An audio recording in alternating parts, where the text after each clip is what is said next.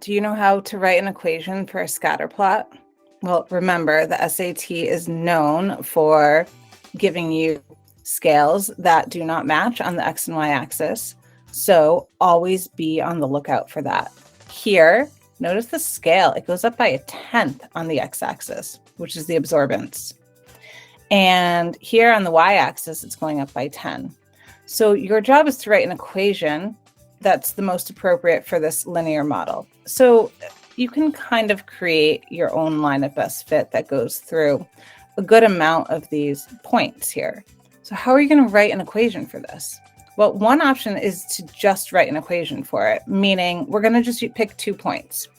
So I'm going to pick this point, 0.1, 10.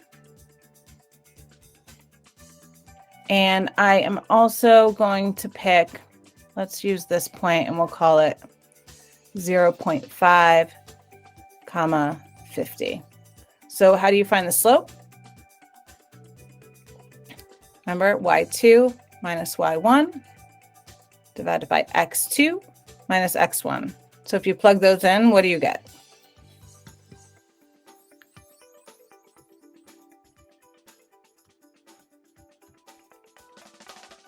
So it's 40 divided by 0.4. If you have a calculator, you end up with slope being 100. Now, remember, this is an estimate. This line is not 100% accurate. Just right off the bat, though, I can tell that the answer has to be A because it's the only answer that has a slope that is anywhere near 100. If you are not comfortable doing this, here's another option. Let's pick one of these points that looks like a pretty easy point to work with. I have 0.1, 10. So 0.1, 10. And we're going to plug this in to each answer choice. So if I plug 0.1 in here, I get 1.5 plus 90 times 0.1. That is 1.5 plus 9, which is 10.5, which is really close to 10, right? So I'm going to leave that as a possibility. So if I plug it into the second one, I have 1.5 plus 10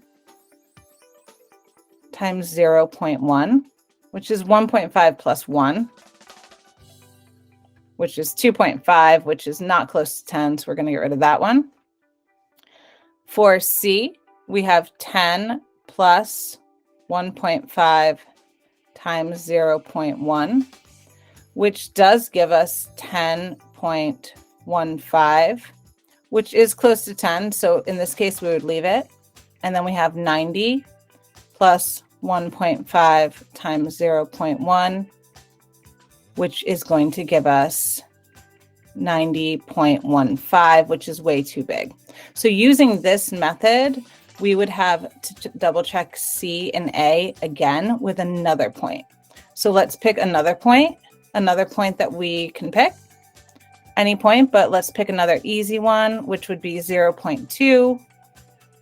And it looks to be about 20. So let's plug it back into A and C and see what we get. So we have 1.5 plus 90 times 0.2. All right, so 1.5 plus 18. So that gives us 19.5, which is pretty close to 20. So we're going to leave it. And now we're going to take a look here. We have 10 plus 1.5 times 0.2, which is going to give us 10 plus 0.3. So it's 10.3, which is not near 20. So again, you see the answer is A.